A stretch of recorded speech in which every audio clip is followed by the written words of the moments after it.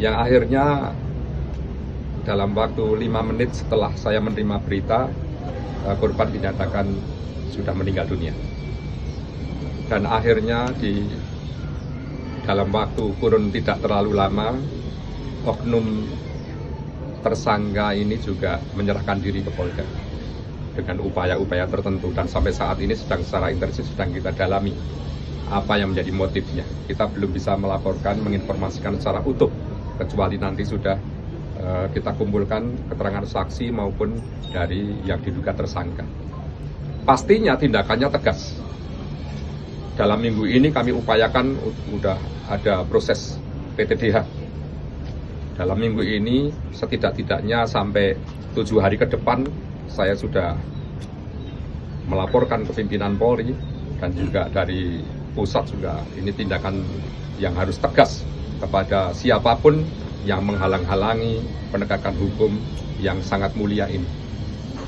Kemudian tentunya kami juga memohon kepada media di dalam konteks penulisan berita tidak terlalu dibesar-besarkan sebagaimana yang pagi ini juga sudah muncul di pemberitaan.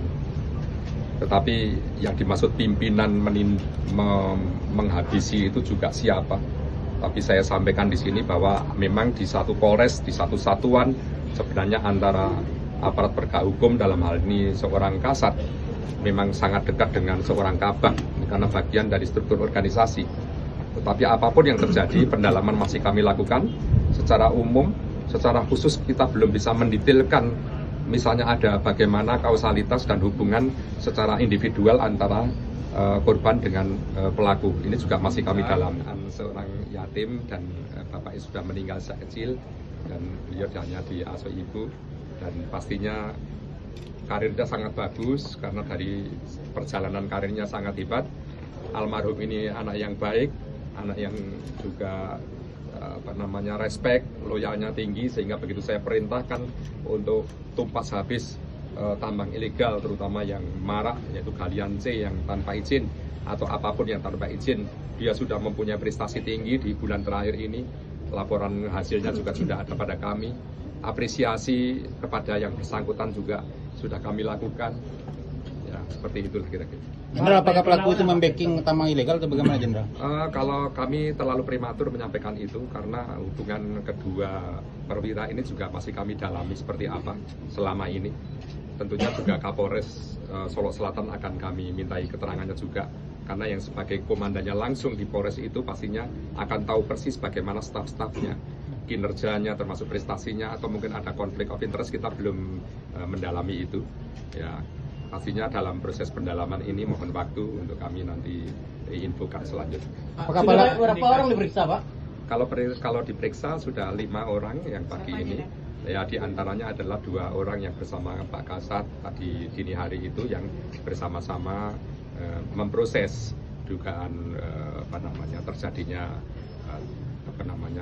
galian sirtu yang ilegal, galian C yang ilegal, dan juga termasuk saksi yang lain.